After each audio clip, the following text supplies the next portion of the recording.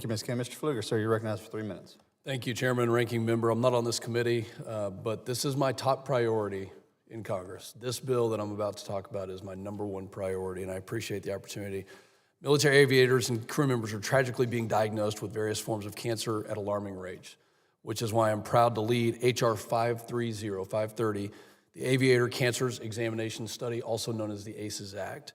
The ACES Act directs the VA to partner with the National Academies of Science to study cancer prevalence among military aviators and identify service-connected factors, ultimately saving lives through earlier detection, developing targeted screening protocols, and ensuring our veterans receive the specialized care they've earned.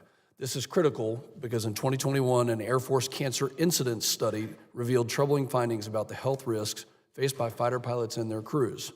When compared to the general population, it shows aircrew had a 29% greater probability of testicular cancer, a 24% higher probability for melanoma, and 23% higher rate of prostate cancer. Additionally, the DoD's Military Aviator Cancer Study also found elevated rates of cancer among military aviators and aviation ground personnel.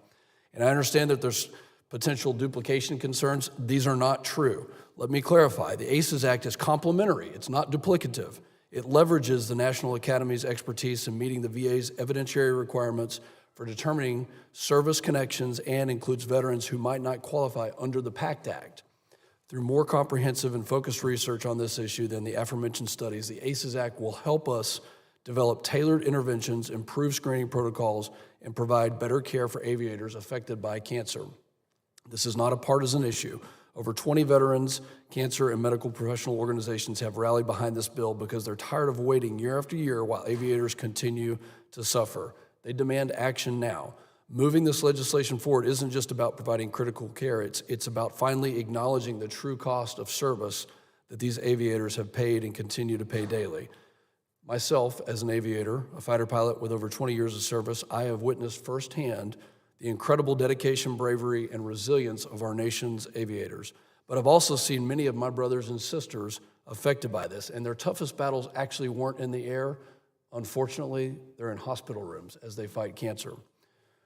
That's why I'm honored to invite my dear friend, Colonel Pablo Shurtleff, who will testify with us today.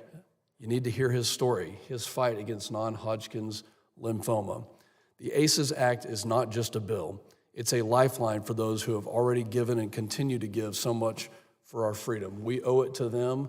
They were wingmen for our country. They provided the service to fight for our country, for the freedoms, and now is the time to do the right thing and be their wingmen and provide the service and find the causal factors for what they're going through in the battles that they're currently fighting. I yield back.